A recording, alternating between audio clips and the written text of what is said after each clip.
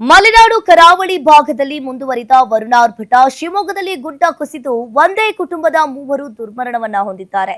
ತೀರ್ಥಹಳ್ಳಿಯ ಗಾಂಧಿನಗರದ ತಮ್ಮಡಿಕೊಪ್ಪ ಕೆರೆ ಬಳಿ ಈ ಘಟನೆ ನಡೆದಿದೆ.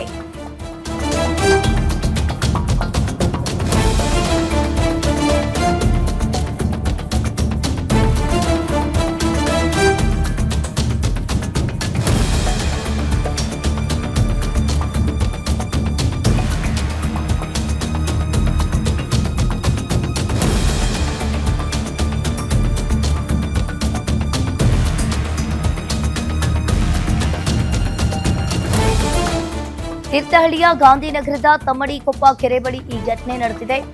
30 ವರ್ಷದ ಮಲ್ಲಿಕಾರ್ಜುನ್, 25 ವರ್ಷದ ನಾಗವೇಣಿ, 4 ವರ್ಷದ ಸಂತೋಷ್ ಸಾವನ್ನಪ್ಪಿದ್ದಾರೆ. ಮಲಗಿದ್ದ ವೇಳೆ ಮನೆ ಮೇಲೆ ಗುಡ್ಡ ಕುಸಿದು ಈ ದುರಂತ ಸಂಭವಿಸಿದೆ.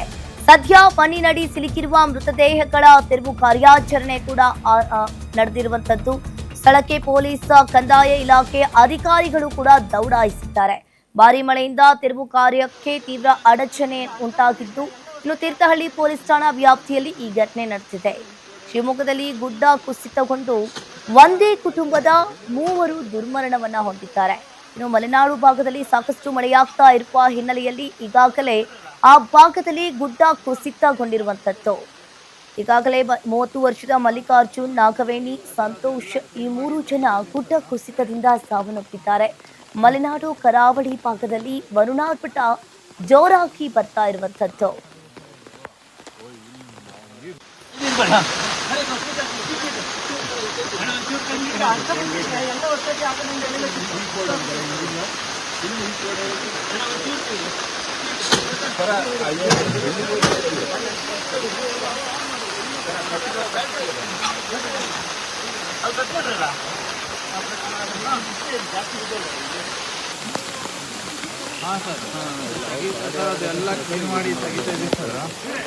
ಇನ್ನು ಇಡೀ ರಾಜ್ಯಾದ್ಯಂತ ಮಳೆಯಿಂದಾಗಿ ಸಾಕಷ್ಟು ಅವಾಂತರಗಳು ಕೂಡ ಸೃಷ್ಟಿಯಾಗಿದೆ. ಈಗಾಗಲೇ ಕರಾವಳಿ ಹಾಗೂ ಶಿವಮೊಗ್ಗ ಭಾಗದಲ್ಲಿ ಸಾಕಷ್ಟು ಮಳೆಯಾಗ್ತಾ ಇರುವ ಹಿನ್ನೆಲೆಯಲ್ಲಿ ಗುಡ್ಡ ಕುಸಿತಗೊಂಡಿರುವಂತದ್ದು. ಇನ್ನು ಈ ಭಾಗದಲ್ಲಿ ಗುಡ್ಡ ಕುಸಿತಗೊಂಡು 3 ಜನರು ದುರ್ಮರಣವನ್ನ ಹೊಂದಿದ್ದಾರೆ. ಈಗಾಗಲೇ ಕಾರ್ಯಾಚರಣೆ ಕೂಡ ಆರಂಭಗೊಂಡಿರುವಂತದ್ದು. ತೀರ್ಥಹಳ್ಳಿಯ ಗಾಂಧಿನಗರದ ತಮ್ಮಡಿಕೊಪ್ಪ ಕೆರೆ ಬಳಿ ಈ ಘಟನೆ ನಡೆದಿದೆ. ಮಣ್ಣಿನಡಿ ಸಿಲುಕಿರುವ ಮೃತದೇಹಗಳ ತೆರವು ಕಾರ್ಯಾಚರಣೆಯನ್ನ ಮಾಡ್ತಾ ಇದ್ದಾರೆ. ಮಳೆಯಲ್ಲಿಯೇ ಕಾರ್ಯಾಚರಣೆ ಕೂಡ ಮಾಡ್ತಾ ಇರುವಂತದ್ದು.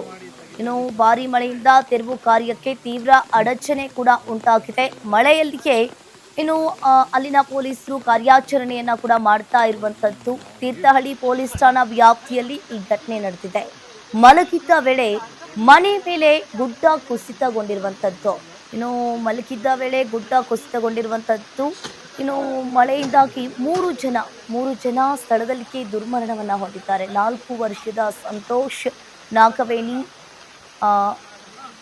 3 ಜನ ದುರ್ಮರಣವನ್ನ ಹೊಂದಿದ್ದಾರೆ. ತೀರ್ಥಹಳ್ಳಿಯ ಗಾಂಧಿನಗರದಲ್ಲಿ ಈ ಘಟನೆ ನಡೆದಿದೆ. ಮಲ್ಲಿಕಾರ್ಜುನ್, ನಾಗವೇಣಿ, ಸಂತೋಷ್ 4 ವರ್ಷದ ಪುಟ್ಟ ಮಗು ಕೂಡ ಈ ಗುಡ್ಡ ಕುಸಿತದಿಂದಾಗಿ ಸಾವನ್ನಪ್ಪಿರುವಂತದ್ದು.